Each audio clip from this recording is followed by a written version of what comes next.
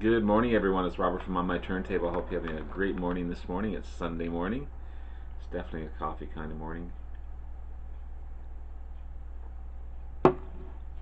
I'm continuing on with my top 100 albums. A difficult task, but a fun task just the same. Um, it's hard to rank any of these albums because I love them so much, and any day they could be higher or lower on anyone's list. But I'm working down to the top 50. This is number 60 to 51, and still haven't decided what's going to be the top album. Have an idea, and it'll probably be what I think it will be, but who knows? That's going to change. um, and this just happens to be the working weekend. I'm working all weekend in the evening, so I'm trying to um, bide my time and do the videos in the morning. When I get home from work at night, I'm preparing for the video. So it's a labor of love, and I wouldn't do it unless I loved it, because otherwise it would just be a waste of time. But this is no waste of time. This is albums. This is records. This is bands. This is music. This is the vinyl community, and we all love the vinyl community. So let's get started. Again, thank you for all your great comments, your likes, your subscriptions. Vinyl community has just been amazing. Please hit the like and subscribe button below. I greatly appreciate it. I want to continue to put great content out there to be informative and to show you guys some great bands and artists that I have in my collection.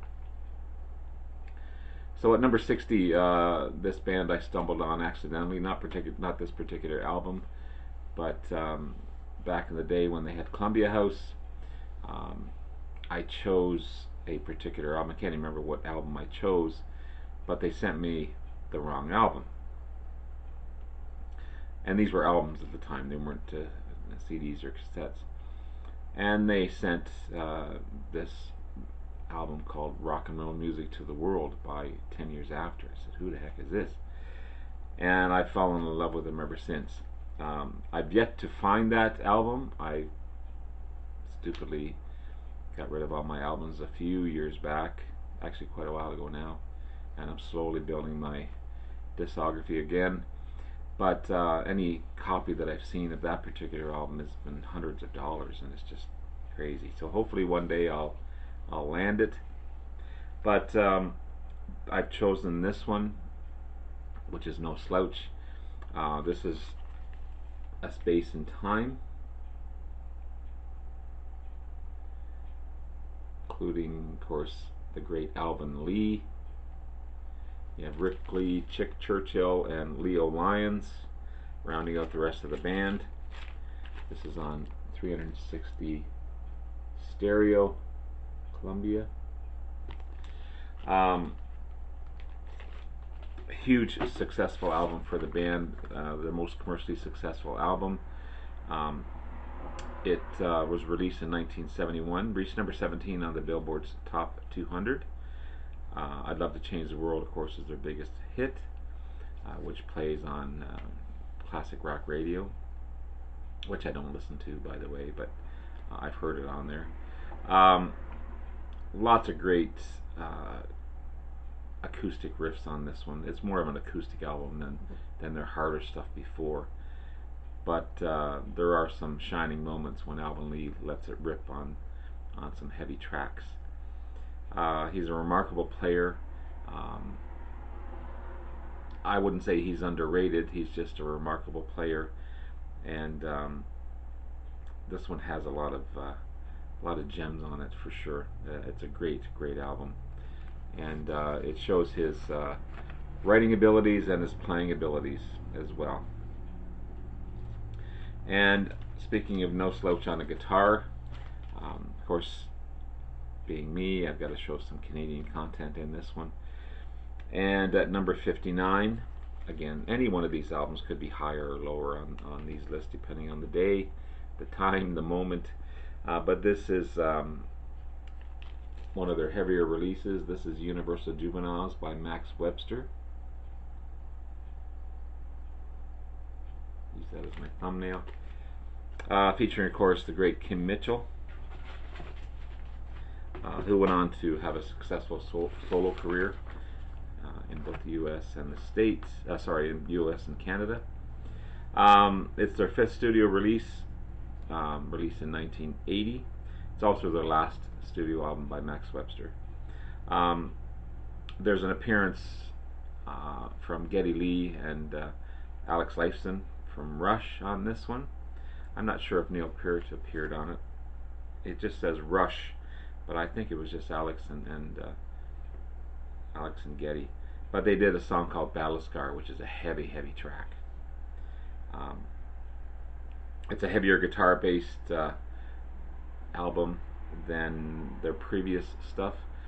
Kim Mitchell's a great guitarist. Great rock and roll album as well. Let me see if I can find a copy of Battle Scar. And of course, he's went on to be big in the States with songs like Patio Lantern and that type of thing. Again, a more popular yet rocking tune. I've seen Max Webster and I've seen Kim Mitchell quite a number of times. No, Spotify is not cooperating with me, so perhaps I'll show that a little later. As I said, I just turned my computer on, so it's being finicky at the moment. If it comes up while I'm doing this, I'll play it. At number 58 from Niagara Falls, Canada. This is a debut album by Honeymoon Suite. Great Canadian band. Love these guys. Just was able to find a few of their albums recently. Yeah, it's not going to work for me. The debut album released in 1984. 4 singles off of this album: New Girl Now, Burning in Love, Wave Babies, and Stay in the Light. The album itself went platinum in Canada. Straight ahead power pop album for sure, and it holds its own against any band of that same caliber at the time. It's really a great album. At number 57, again continuing on with some Canadian bands, and their previous album made it in the list a few selections back. I think in the top from 100 to 91, if I'm not mistaken. This is Harder Faster by April Wine. April Wine's a great underrated band, and they should have been bigger than they were in the States.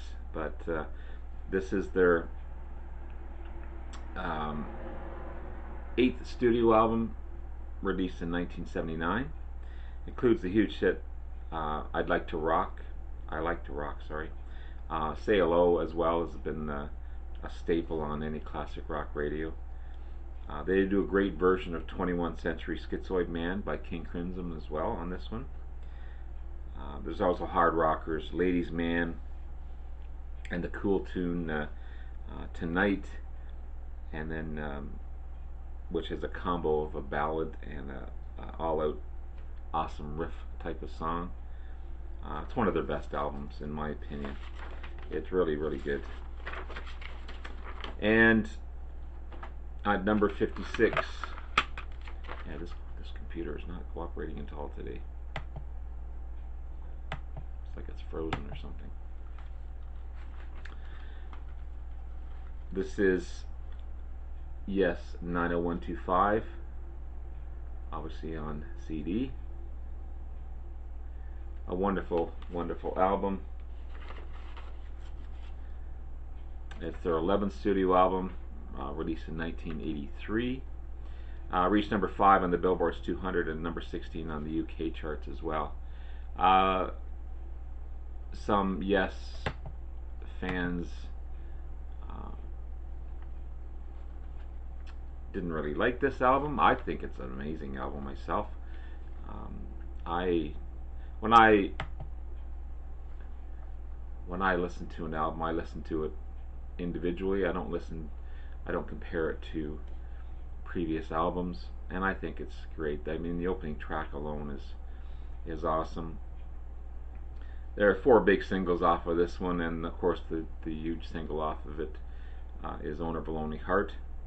Um, and at the time, they were in the midst of not even being a band anymore, and this is just a great reinvention um, of a already wonderful band.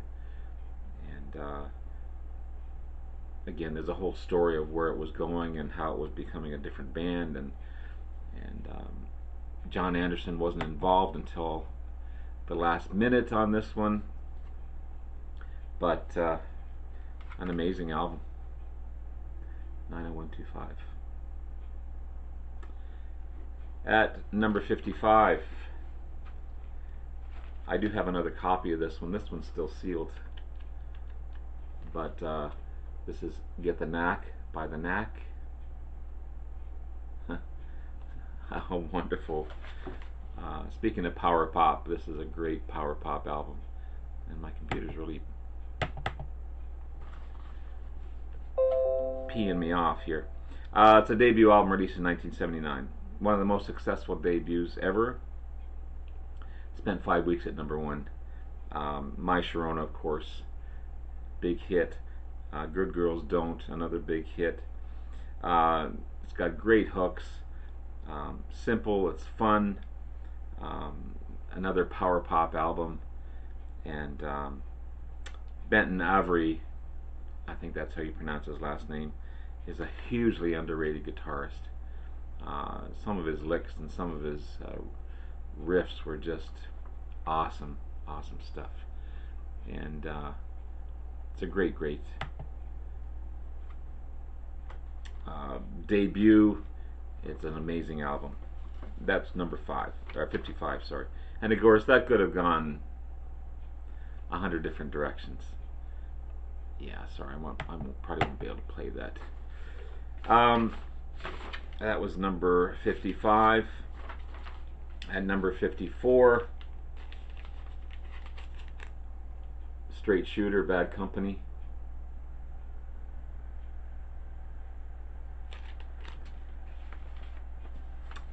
It's a second release by the band in 1975. Wonderful stuff. Good Lovin' God Bad, Feel Like Making Love were big singles off of this one. It reached number 3 on the Billboard's Top 200. The song Shooting Star, which I absolutely love, it's inspired by the drug and alcohol related deaths of Jim Morrison and Janis Joplin and Jimi Hendrix. So it's kind of their homage to them. Just a straight ahead rock and roll album, and Bad Company does it right on this one. It's a great album. These guys have already hit the top 100 list already, and they may hit it again. I have this feeling. And this is El Loco by ZZ Top. This is just on the verge of them becoming a synth-based band, and this is their 7th studio release. I also have a box set of these guys, including this album. The box set includes their first 10 albums. And of course, Tube Snake Boogie is the big song off of this one. Pearl Necklace, of course, is a cheeky kind of tune, but it's also one of their biggest singles. The grooves are slicker, and the lyrics are a little raunchier on this one, full of party rock songs, and it's 80s ZZ Top at its best. These guys had to keep up with the times, trying to reach a younger audience. They obviously started off as a blues-based band, and tried to continue on, but with an 80s sound. And it's a great album. Again, these guys are tongue-in-cheek at times. They don't really take themselves serious, but they're serious musicians at the same time. Billy Gibbons is a remarkable artist, and I've got an earlier box set from his earlier band, Moving Sidewalks, and he was just as good back in his 20s as he is today. Just remarkable stuff. So that's at number 53. At number 52, this is Cosmo's Factory, Creedence Clearwater Revival.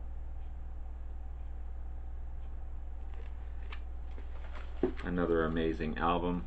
It's their 5th studio album, released in 1970.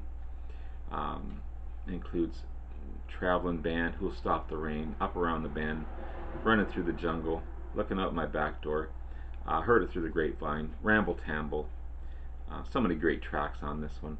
It's almost a greatest hits type of album, and it's a near perfect album as well. This one could be, and it could be in a top 10 list. I just happen to have a bunch of stuff that I haven't shown yet, and it just happens to be close to the top 50, where it deserves to be. But yeah, it's an amazing album, one of my favorites by the band. And coming in at number 51, this is Rainbow and the album Rising, or some people call it Rainbow Rising. Excuse me. Of course, Ritchie Blackmore, Ronnie James Dio,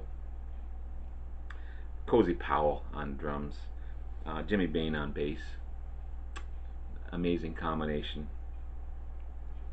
Of course, Ritchie Blackmore, Deep Purple fame, brought those guys to stardom.